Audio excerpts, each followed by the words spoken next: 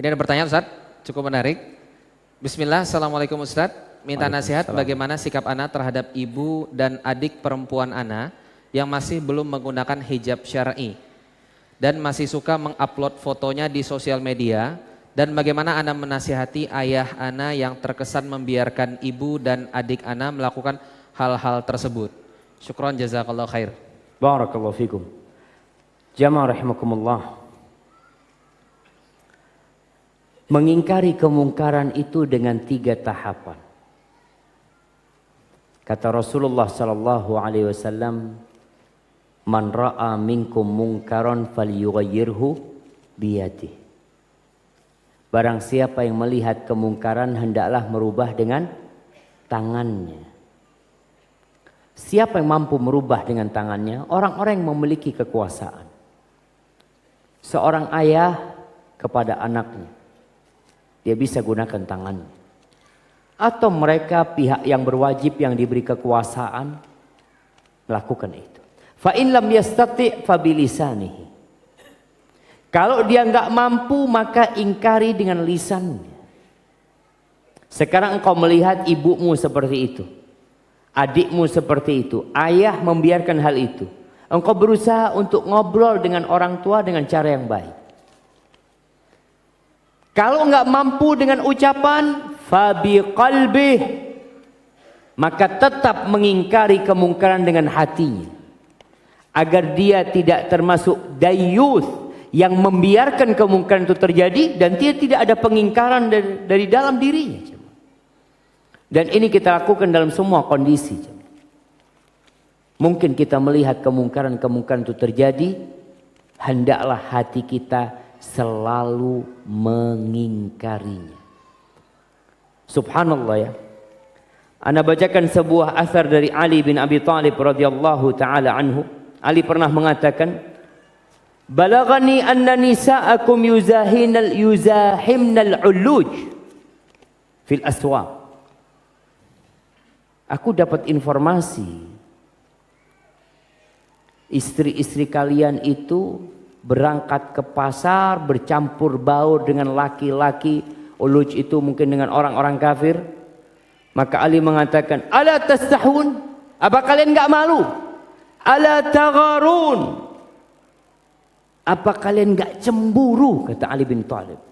"Ayatruk ahaduk imra'atuhu takhruj bainar rijal." Apakah ada di antara kalian yang membiarkan istrinya berjalan bersama laki-laki? Ali mengingkari karena ada pembiaran di situ jemaah. Maka kita tatkala melihat kemungkaran, hati kita tetap mengingkari. Ketika ngobrol sama orang tua, ada tahapan-tahapan jemaah. Mungkin di rumahmu ada 5 kemungkaran. Ada kemungkaran yang berkaitan dengan tauhid. Ada kemungkaran yang berkaitan dengan sholat. Ada kemungkaran yang kaitan dengan maksiat yang lainnya. Maka antum perbaiki yang berkaitan dengan tauhid dahulu. Kuatkan keimanan orang tua. Karena banyak orang melakukan kemungkaran disebabkan imannya lemah. Maka kuatkan keimanan dengan harapan nanti orang tua akan meninggalkan kemungkaran tersebut. Barakallahu fikum. Nah, Baik. Kita lanjut pertanyaan kedua Ustaz. Kita lihat yang dari WhatsApp. Bismillah. Assalamualaikum Ustaz. Waalaikumsalam. Saya seorang ikhwan yang sudah beristrikan 1 orang Ustaz. Namun saya berencana untuk ta'adud, poligami ya Ustaz ya. Nah, Tapi istri saya adalah tipe orang yang sangat pencemburu Ustaz. Mohon nasihatnya agar niat baik ini bisa terlaksana. Barakallahu fiik. maksudnya anda nasihatin siapa? Iya pertanyaan di WhatsApp-nya Ustaz. Nah, anda nasihatin siapa ini? Kayaknya yang nanya Ustaz. Nasihatin yang nanya kepada istrinya. Dua-duanya mungkin Ustaz. Agar istri tidak pencemburu ya Ustaz ya. Ahibbatifillah. Mungkin nih ini laki-laki baru tahu perempuan 1. Sehingga dia mengatakan istrinya tipikal wanita yang pencemburu. Nanti dia dapat istri 2 gimana? Istri anak yang kedua ternyata tipikalnya pencemburu juga Ustaz. Wanita itu seperti itu. Jadi kalau dikatakan wanita itu istri antum saja yang pencemburu, antum salah. Sepertinya semua wanita kalau urusan dengan poligami dia cemburu, nggak mampu dia kadang-kala mengatakan suaminya kalau poligami. Tapi mau gimana lagi, udah syariat Allah Azza wa Jal kalau memang suami melakukan hal itu. Tapi nasihat ana buat mereka yang ingin poligami. Allah Azza wa Jal mengatakan fankihu ma tabalakum minan nisa mathna wa thulatha wa ruba' fa in khiftum alla ta'dilu fawahidah. Nikahin yang baik-baik dari wanita 2, 3, 4. Kalau kalian takut tidak mampu berlaku adil, maka cukup 1. Agar kalian tidak melakukan kezaliman. Maka antum yang bertanya tentang poligami, lihat kesiapan antum untuk poligami. Orang yang menikah lebih dari 1 itu, mungkin bahasa sekarang itu mengundang badai ke rumahnya. Kondisi sekarang. Mungkin dia mengatakan enggak Ustaz, enggak badai. Ya, badai itu ada yang besar, ada yang kecil ya. Ada badai yang membuat rumah tangga hancur, ada badai yang enggak, orang bisa menyikapin badai tersebut sehingga badai itu pergi berlalu dan dia selamat. Di rumah Rasul SAW terjadi keributan antara istri-istri. Kecemburuan istri-istri Nabi itu Masya Allah cuma. Sehingga pernah Nabi SAW ditegur sama Allah gara-gara menyikapi kecemburuan istri-istrinya. Allah mengatakan, ya ayyuhan nabiyyu lima tuharrimu ma ahallallahu lak tabtaghi mardata azwajik. Kata Allah, wahai Nabi, kenapa engkau mengharamkan sesuatu yang halal buat engkau, yang Allah halalkan untuk dirimu, gara-gara engkau ingin menyenangkan istri-istrimu. Tabtaghi mardata azwaj. Artinya keributan itu terjadi di rumah Nabi SAW. Tapi Nabi mampu menyelesaikannya. Dan berapa banyak orang yang setelah badai hidupnya semakin bahagia. Tapi ada kemampuan memanage konflik yang terjadi. Maka para ulama ketika berbincang tentang poligami ada 2 madhab. Satu madhab berpendapat bahwasanya monogami itu lebih baik kalau cukup. Yang satu mengatakan poligami lebih baik kalau antum mampu. Dia bilang monogami lebih baik, ya tadi antum akan menyebabkan keributan di rumahmu. Mau tidak mau itu satu hal yang lumrah seperti itu. Tapi yang mengatakan poligami lebih baik bagi yang mampu melakukan keadilan, yang mereka memiliki dalil-dalilnya dan dalil-dalil mereka kuat pula. Tapi intinya ketika antum hendak melakukan poligami, antum harus siap memanage konflik yang terjadi. Apakah pasti terjadi konflik? Ya enggak selalu terjadi. Ada perempuan-perempuan yang Masya Allah. Tapi ada perempuan-perempuan, dan itu kebanyakan perempuan, ya wajar dia memiliki kecemburuan hal itu. Ada wallahu a'lam bishawab. Nah. Baik. Pertanyaan berikutnya Ustaz dari akhwat. Oh, afwan, dari ikhwan Ustaz. Bolehkah ana cemburu kepada wanita yang ana sukai sementara ia belum ana nikahi? Berarti kayaknya ikhwan ini ngefans Ustaz. Ngefans sama seorang akhwat tapi akhwatnya belum miliknya gitu. Nah, terus cemburuan itu mengantarkan kepada apa, jemaah? Bukan milik dia, hanya perasaan cinta. Orang itu akan cemburu kepada orang yang dia cintain walaupun dia tidak memilikinya. Itu wajar. Kalau kecemburuan laki-laki ini jemaah, ada kecemburuan yang positif. Kecemburuan wanita ada yang positif, tapi ada kecemburuan wanita yang lebih dekat kepada iri dan dengki. Sedangkan seorang suami, dia cemburu sama adiknya ketika keluar rumah tanpa jilbab.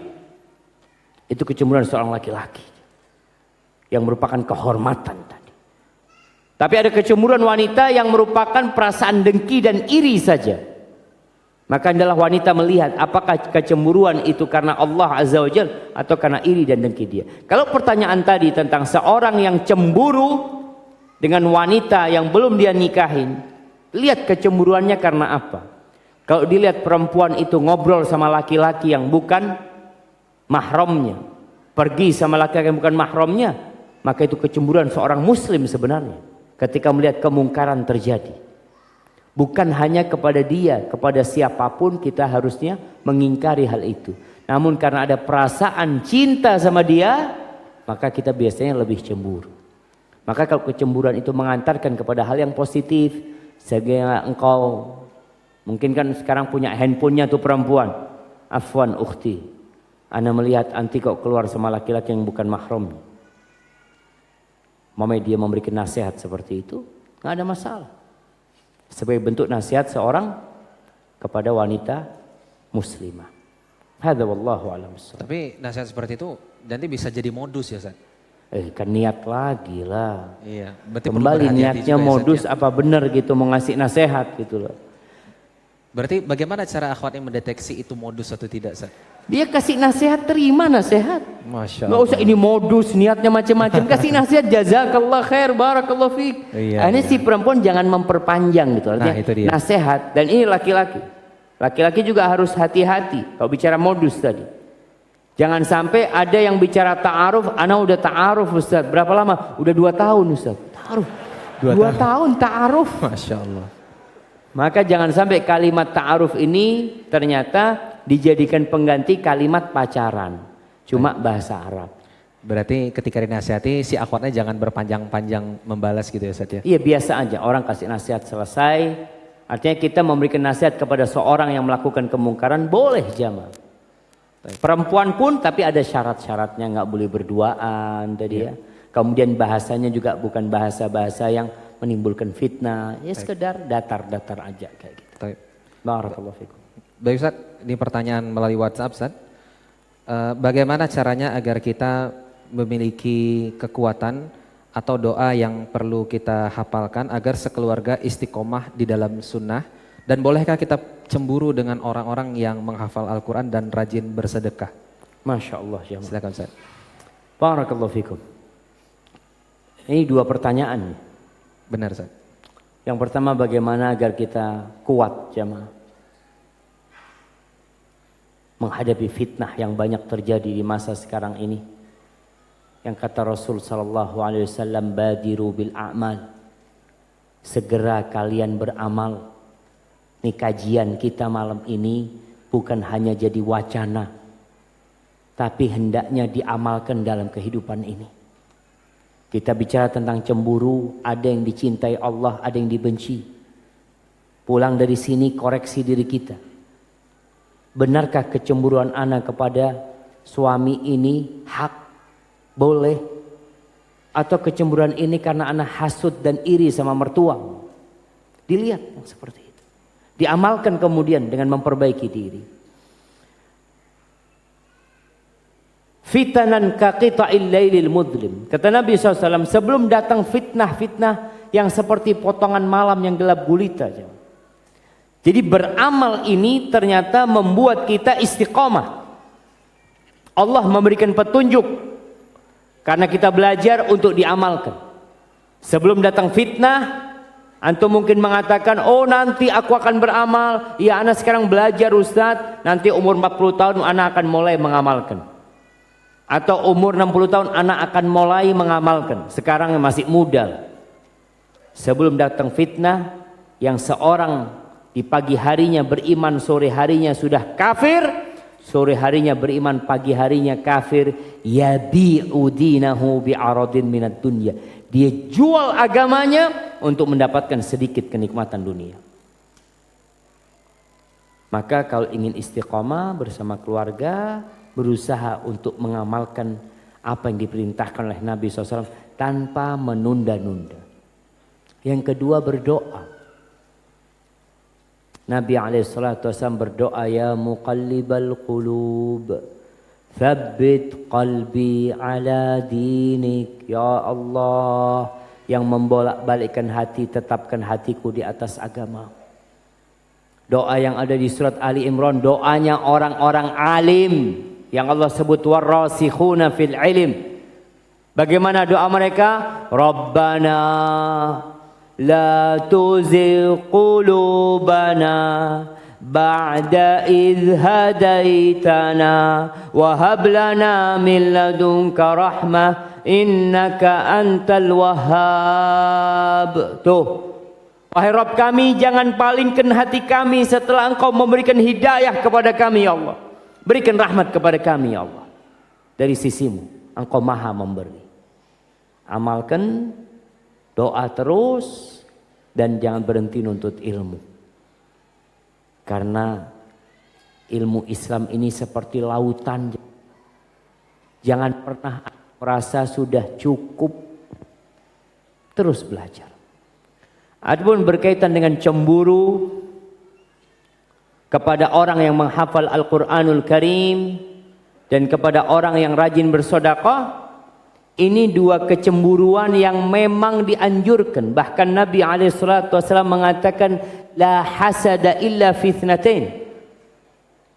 Tidak ada hasud yang diperbolehkan kecuali di dua perkara. Yang pertama berkaitan dengan seorang yang Allah kasih Al-Quranul Karim, Allah kasih ilmu sama dia, kemudian dia amalkan ilmu itu ana al-lail wa atrafan nahar, malam, siang, dia baca Al-Quranul Karim, dia amalkan hal itu, dia ingin seperti orang ini, boleh. Yang kedua, wa rajulun atahu Allahu malan, orang yang dikasih harta sama Allah, kemudian dengan harta itu dia bersedekah, membantu orang-orang, maka orang ini hasud, ya Allah kapan aku bisa seperti dia. Artinya hasud di sini bukan hasud yang menginginkan nikmat itu pergi dari orang tersebut, tapi dia ingin seperti orang itu, maka itu tidak mengapa. Hadza wallahu a'lam bissawab. Baik, dua pertanyaan terakhir Ustaz. Tafadhol. Bismillah, Ustadz, ketika saya di jalan, saya sering melihat akhwat yang bercadar dan berjilbab panjang. Di situ saya merasa Masya Allah indahnya ciptaanmu dan saya memuji Allah. Apakah itu berdosa Ustadz? Mohon nasihatnya. Kayaknya bujang lagi nih Ustadz. Ahibati fillah, Allah Azza wa Jal mengatakan wa qul lil mu'minin yaghuddu min absarihim wa yahfadhu furujahum. Katakan kepada orang-orang beriman, hendaklah mereka menahan pandangan mereka dan menjaga kemaluan mereka. Ketika seorang melihat wanita yang lewat tanpa disengaja, kata Nabi alaihi salatu wassalam, innama lakal ula wa alaika tsaniyah.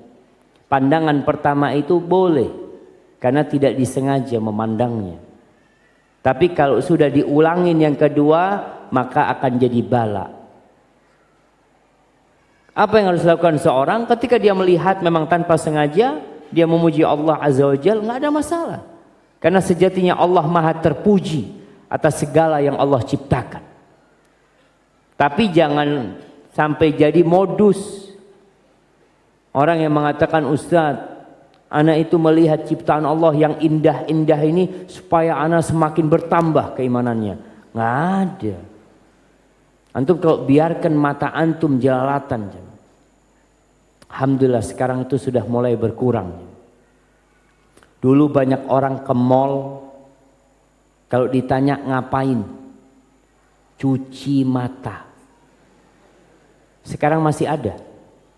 Kayaknya udah berkurang. Orang ke mall memang mau belanja, mau beli sesuatu. Dan ingat, pasar itu tempat yang paling dibenci oleh Allah Azza wa Jalla. Sehingga seorang hamba ketika membawa istrinya ke sana, ini bicara cemburu lagi kita. Kalau dilihat orang laki-laki semuanya, istrimu biar tinggal di mobil, tinggal di sini, biar ana yang beli. Laki semua isinya orang ini. Kenapa? Kalau dia keluar di antara laki-laki yang banyak seperti itu, istrinya akan mencuri pandangan orang-orang itu.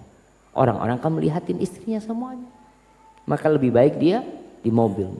Dan bagi engkau yang mungkin terpana, terkesima dengan ciptaan Allah Azza wa Jalla, tundukkan pandanganmu. Karena kata Nabi alaihissalatu wassalam, an-nadhrah sahmun min sihamil iblis al-masmumah. Pandangan mata itu anak panah iblis yang beracun. Nggak perlu masuk ke dalam jemaah. Antum terkoyak dikit aja, dikit. Jadi panah itu nggak masuk ke tangan, lewat cuma jemaah. Tapi luka dikit jemaah. Yang namanya racun, dia akan bergerak sampai ke jantung antum. Dan racun itu terakhir ke jantung, sesak nafas, mati. Maka hati-hati. Buat yang muda-muda, kalau sudah mampu segera menikah. Karena kata Nabi SAW, فَإِنَّهُ أَغَضُّ لِلْبَصَرِ. Menikah itu akan lebih membantu antum menahan pandangan. Wa ahsanu lil farj. Akan lebih membantu antum menjaga kemaluan antum. Barakallahu fikum. Ini ada pertanyaan dari akhwat Ustaz. Ustaz, suami saya menyatakan ingin berpoligami karena ia merasa mampu dan sudah mengkajinya dengan baik. Dan ia merasa ini keputusan penting dalam menjaga diri dan agamanya. Secara kemampuan saya akui suami mampu, namun saya berat menerima hal ini karena saya istri yang pencemburu. Tinggal menunggu waktu suami saya akan tetap melaksanakannya. Mohon nasihatnya Ustaz. Sama ini kalau bicara kayaknya ini pertanyaan istrinya tadi. Bisa yang jadi, tadi Ustaz. suaminya sekarang. Mungkin Ustaz.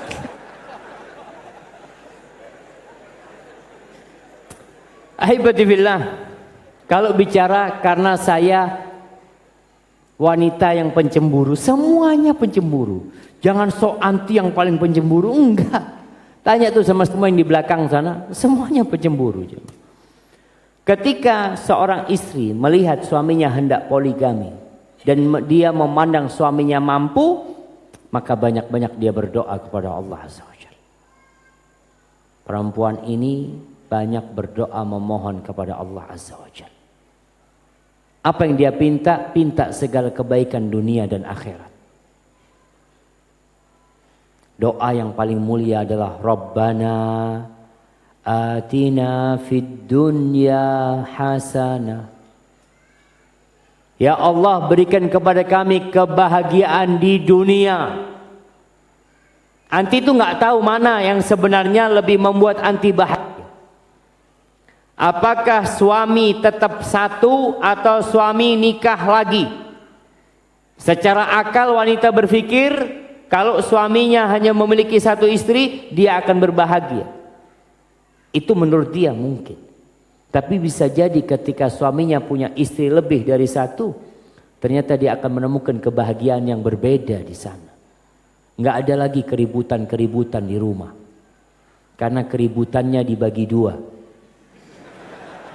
Sehari istirahat, sehari ribut kan. Suami ribut terus. Alhamdulillah. Suami pergi ke sana, alhamdulillah bang. Fadl, bawa ke sana keributannya. Istirahat hari ini. Ada kita nggak pernah tahu dengan kebahagiaan mana, jemaah. Tapi ketika seorang berdoa mohon Rabbana atina fid dunya hasanah dan dia ridha dengan apa yang Allah takdirkan untuk dia, subhanallah. Keridhaan ini membuat semuanya jadi indah, jemaah. Kalau perasaan cemburu tetap nggak bisa hilang. Selama engkau wanita istri Nabi SAW, Aisyah radhiyallahu taala anha, Hafs, Zainab bintu Jahsh, itu istri apa dipikir mereka? Apa antum pikir mereka nggak cemburu? Emangnya istri Nabi diem-diem aja kalau Nabi kawin lagi? Itu Aisyah radhiyallahu taala anha ketika mendengar Nabi Muhammad sallallahu alaihi wasallam menikahi Ummu Salamah dan tersebar di kota Madinah kalau Ummu Salamah ini cantik sekali. Nabi alaihi salatu wassalam menikah sama Ummu Salamah. Aisyah langsung pakai jilbabnya. Datang ke rumahnya Ummu Salamah. Bukan mau melabrak, enggak. Karena dia tahu kecemburuan itu tidak boleh mengantarkan kepada sesuatu yang haram. Kalau sampai melabrak, bikin ribut, ini yang diharamkan. Tapi ketika kecemburuan perasaan ya, ini suaminya berbagi lagi sama perempuan yang lebih cantik dari dia. Aisyah berangkat ke rumahnya Ummu Salamah dengan pakai jilbab ya. Ummu Salamah juga nggak tahu kalau itu Aisyah. Dilihat sama Aisyah Ummu Salamah. Allah, kata Aisyah, Ternyata Ummu Salamah lebih cantik dari ucapan orang-orang. Ummu Salamah pulang jumpain Hafsah. Hafsah ini satu geng sama dia. Ya, ada kelompok, dua kelompok lah. Satu kelompok, istri Nabi itu ada dua kelompok. Jadi kalau orang mengatakan kalau istri dua itu Ustaz, jadi seperti di antara dua api Ustaz. Ribut terus Ustaz. Tapi kalau istri tiga mulai agak Tenang ya Ustaz. agak tenang. Istri empat tambah tenang. Nabi alaihissalam 9 ternyata jadi dua kubu jemaah. Jadi dua kubu mereka ini. Maka Aisyah radhiyallahu taala cerita sama Hafsah, ya Hafsah, ternyata Ummu Salamah ini lebih cantik daripada omongan orang. Kata Hafsah, engkau termakan cemburu. Ummu Salamah cantik, tapi biasa-biasa aja sih.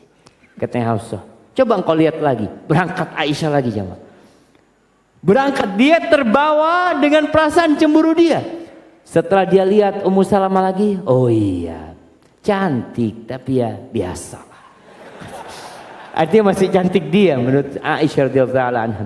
Jadi itu perasaan biasa yang seperti itu. Kecemburuan itu tetap ada. Dan makanya tadi Anda sampaikan, suami harus bisa menerima kecemburuan istri ketika dia menikah lagi. Jangan sampai kemudian dia ingin tenang rumahnya gitu ya. Anak ini nikah lagi kepingin gak ada ombak. Oh, kalau gak ada ombak berarti istri antum mati semuanya. Selesai sudah tenang rumahnya. Ketika masih hidup masih ada keributan itu jemaah. Tapi suami yang bijak dan anti sebagai seorang istri menerima ini sebagai takdir ilahi kalau itu terjadi. Dan ingat, dunia bukan tempat bersenang-senang. Di sini tempat perjuangan. Dan perjuangan memerlukan pengorbanan jamaah. Wal aqibatul lil muttaqin. Dan pada akhirnya akibat yang baik buat orang-orang yang bertakwa. Jangan sampai kecemburuan anti mengantarkan anti untuk jadi orang yang tidak bertakwa karena melanggar aturan-aturan Allah Azza wa Jalla. Sebagian wanita suaminya nikah lagi langsung dia gugat cerai. Kenapa engkau lakukan itu? Enggak Ustaz, anak ini pencemburu ini itu. Semua wanita sama. Yang ada itu wanita yang bertakwa, yang satu tidak bertakwa. Ketika engkau melihat suamimu nikah lagi dan engkau cemburu, tahan, minta tolong sama ya Allah, bantulah hamba ya Allah. Hamba enggak mampu ya Allah. Kalau engkau tidak membantu hamba. Ketika gugat cerai hanya sebab poligami, maka enggak boleh. Itu bukan alasan yang syar'i. Yang kata Rasulullah sallallahu alaihi wasallam, ayyuma imra'atin talabat talaqan, perempuan mana saja yang menggugat cerai tanpa alasan yang syar'i, maka dia tidak akan mencium bau surga. Kalau alasannya tidak syar'i. Tapi kalau alasannya syar'i, Ustaz, ana sudah menjalin poligami. Ini ada seorang perempuan dari kota sebelah lah. Dari Pekanbaru dia waktu itu telepon. Ustaz, suami ana nikah lagi Ustaz. Dan ana ridha Ustaz, karena itu syariat Allah, fadhol. Cuma ana minta satu sama suami. Ana minta sama suami, tolong jangan dikumpulkan ana bersama dia di satu atap. Boleh nggak permintaan itu jemaah? Boleh Ustaz. Boleh.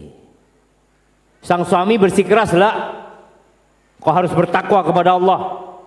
Nurut sama suami. Ar-rijalu qawwamuna 'alan nisa. Mulai dipaksa sang istri, Ustaz, suami anak orang kaya Ustaz. Hanya dia itu ingin menyampaikan kepada orang-orang kalau anak mampu mengumpulkan dua istri dalam satu rumah.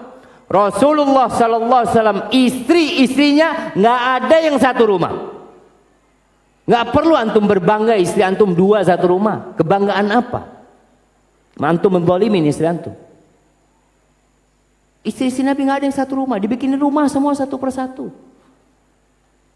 Akhirnya sang perempuan ini ngomong, Ustaz, ana bertahan udah 10 bulan, Ustaz. Ana satu rumah sama madu ana, Ustaz. Ana udah nggak kuat, Ustaz. Boleh dia gugat cerai? Boleh.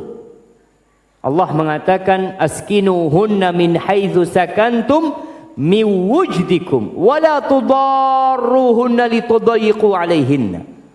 Kata Allah, tempatkan istri-istri kalian di rumah yang sesuai dengan kemampuan kalian. Kemampuan kalian. Antum orang kaya, ya kasih rumah yang bagus. Wala tudaruhunna, jangan membahayakan perempuan-perempuan tersebut. Para ulama ketika mentafsirkan ayat ini menjelaskan di antara makna idrar adalah mengumpulkan dua istri dalam satu atap tanpa keridhaan mereka. Kalau mereka ridho selesai. Tapi kalau keridhaan itu karena keterpaksaan bukan ridho, tapi keridhaan karena ancaman. Ada suami yang mengatakan, kalau engkau nggak mau aku ceraikan engkau. Ini ancaman. Ini kezaliman. Kalau sang istri gugat cerai dalam kondisi seperti ini, ya dia memang dizalimin. Maka hal itu diperbolehkan. Maka hati-hati jamaah. Hati-hati. Hadza wallahu a'lam bishawab. Ustaz, ini pertanyaan terakhir Ustaz. Masya Allah. Sepertinya cukup penting Ustaz. Nah. Ini ada pertanyaan dari WhatsApp. Ustaz, saya masih baru belajar dan ikut kajian sunnah. Sering saya temukan kalau pengajian mengapa sholat isyanya diundur, bukankah sholat yang terbaik di awal waktu? Masya Allah. Mungkin Ustaz bisa bantu menjelaskan Ustaz. Ini ustadznya yang kena jamaah. Ahibati fillah. Ketika Rasulullah sallallahu alaihi wasallam ditanya tentang ayyul amali afdal, amalan apa yang paling mulia, maka beliau menjawab as-salatu ala waktiha, salat tepat waktu. Ada riwayat yang mengatakan as-salatu fi awwali waktiha, di awal waktunya. Kalau bicara salat tepat waktu, salat isya jam 9 tepat waktu apa di luar waktu? Jemaah, jam 9 itu waktu isya apa enggak? Waktu sholat isya. Kalau antum sholat di luar waktu atau sebelum waktu, ini yang dilarang. Maka Rasul sallallahu alaihi wasallam berkaitan dengan sholat isya sendiri, beliau itu ketika diajarin sama Jibril itu pernah datang ngajarin Rasulullah SAW waktu sholat. Hari pertama Jibril datang di awal waktu. Hari pertama, subuh di awal waktu, zuhur di awal waktu, asar di awal waktu, maghrib di awal waktu, isya di awal waktu. Besoknya Jibril datang di akhir waktu untuk menunjukkan waktu sholat itu sampai seperti ini gitu. Maka setelah itu dia diberitahu Nabi Muhammad SAW bahwasanya waktu sholat di antara yang sudah aku ajarkan kepadamu. Khusus waktu isya, Rasulullah SAW itu ingin mengakhirkannya sampai sepertiga malam atau tengah malam di akhir waktu isya. Beliau mengatakan alaihi salatu wassalam, laula an asyqa ala ummati la akhartul isya. Andai kata aku tidak takut memberatkan umatku, aku akan akhirkan isya sampai tengah malam. Apa keuntungannya? Kalau kita tadi sholat pas adzan isya, boleh, fadhal. Tapi kalau diakhirkan dari ba'dal maghrib sampai sekarang, kita tertulis sedang sholat. Karena orang yang menunggu waktu sholat selanjutnya itu dihitung sedang sholat. Tapi kalau selesai sholat, selesai, antum tidak dihitung sedang sholat. Karena antum tidak sedang menunggu waktu subuh, enggak. Antum sedang menunggu kajian selesai. Tapi keberadaan kita sekarang ini sedang menunggu sholat. Maka ada kelebihan itu. Jadi Nabi SAW pernah sholat isya itu hampir tengah malam. Sahabat Nabi itu sampai tidur-tidur di masjid karena menunggu Rasulullah SAW keluar dari rumahnya. Sholat duhur, beliau alaihissalam kalau matahari sedang terik, beliau mengarang Bilal, tunggu dulu, jangan azan dulu, tunggu dulu, masih panas, kesian orang-orang nanti datang dalam kondisi panas. Jadi ditunggu sampai agak dingin, baru Bilal melakukan azan. Jadi ingat, berkaitan dengan sholat tepat waktu ini bukan berarti harus di awal.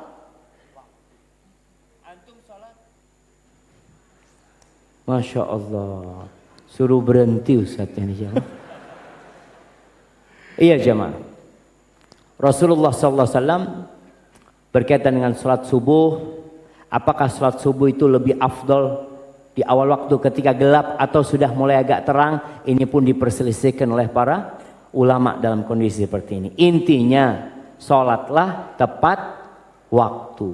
Berkaitan dengan awal waktu, tadi memang ada riwayat seperti itu, tapi beberapa sholat dianjurkan untuk diakhirkan, atau nggak apa-apa diakhirkan kalau tidak memberatkan umat. Kenapa hari ini kita akhirkan? Karena masjidnya nggak cukup. Kalau tadi kita sholat isya, sebentar lagi sholat isya, ini sepertiga harus keluar dari masjid. Betul nggak? Harus keluar antum dari masjid. Kadang-kadang nggak bisa antum sholat. Makanya untuk memanfaatkan waktu supaya antum lebih nyaman, dan alhamdulillah pihak masjid mau, nggak apa-apa tadi gitu ya kan? Masya Allah, alhamdulillah. Maka mungkin diakhirkan waktu lebih baik di waktu-waktu tertentu jemaah. Tapi yang jelas Nabi SAW mengatakan, andai kata aku tidak takut memberatkan umatku, jadi yang menjadi tolok ukur adalah memberatkan. Kalau sampai memberatkan, jangan. Tapi kalau tidak memberatkan, ya fadhal. Hadza wallahu a'lam bissawab. Alhamdulillah. Nah, udah selesai nih kita nih. Sudah Ustaz. Alhamdulillah rabbil alamin. Demikian kajian kita malam ini.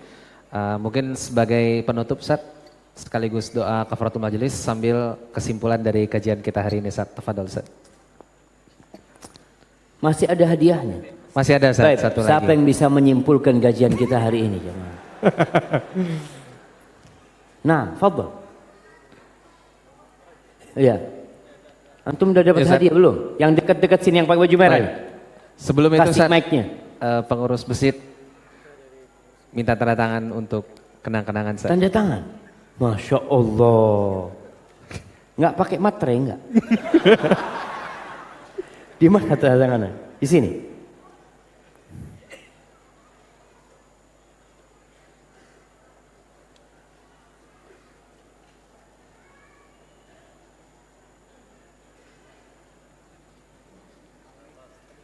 Masya Allah. Barakallahu fikum. Jazakallah khair. Baik, kesimpulan tadi. Yang baju merah, mana mic? Kasih mic dia. Tafadhol. Mike, tolong dibantu panitia.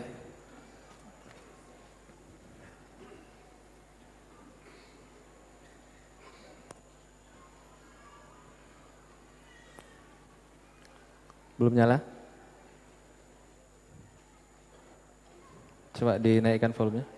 Masya Allah.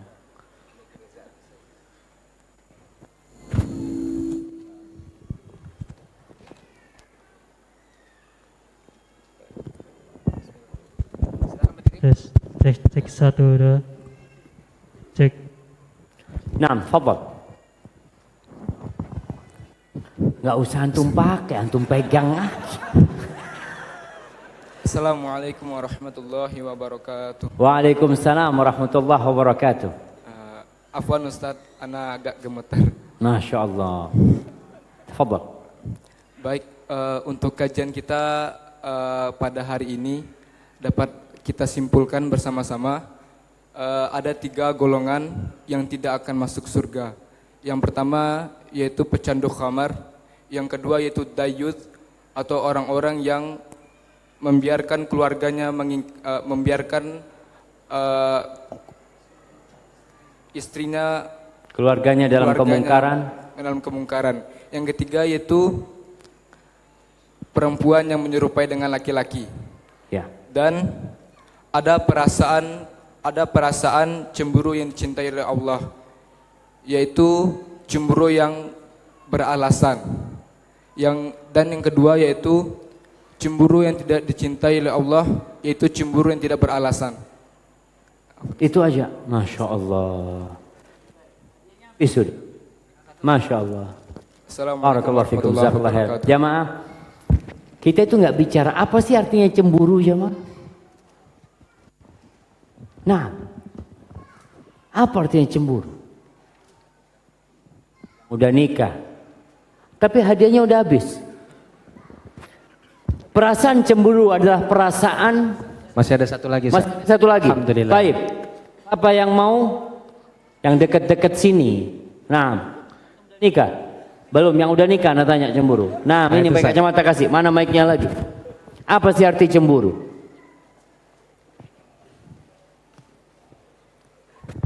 Antum pernah cemburu enggak?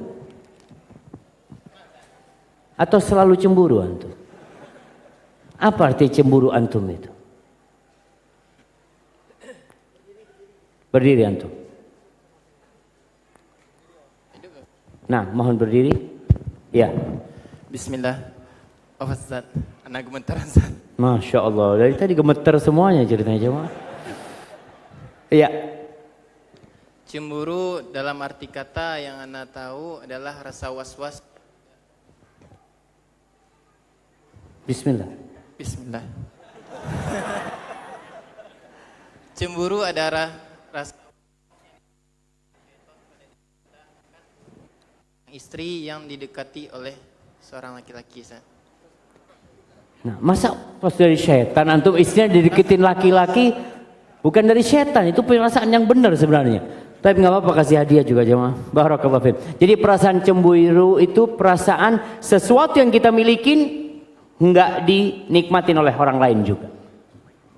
Sesuatu yang kita milikin kayak ada orang yang mau menikmatinya. Kemudian muncul, enggak, ini milikku, nggak boleh itu dinikmatin orang lain. Tapi kecemburuan seorang muslim yang sebenarnya tadi bukan waswas karena setan, tapi karena Allah Azza wa Jalla. Dan udah disampaikan, kecemburuan yang dicintai Allah adalah kecemburuan yang beralasan. Ada sesuatu yang meragukan yang membuat dia cemburu. Dan kecemburuan yang dibenci oleh Allah yang hanya perasaan was-was, yang tidak ada alasan yang benar, tidak ada hal-hal yang meragukan tapi dia tetap cemburu. Hadza wallahu a'lam bissawab. Ini hadiahnya Ustaz. Masya Allah. Alhamdulillah. Fadhal.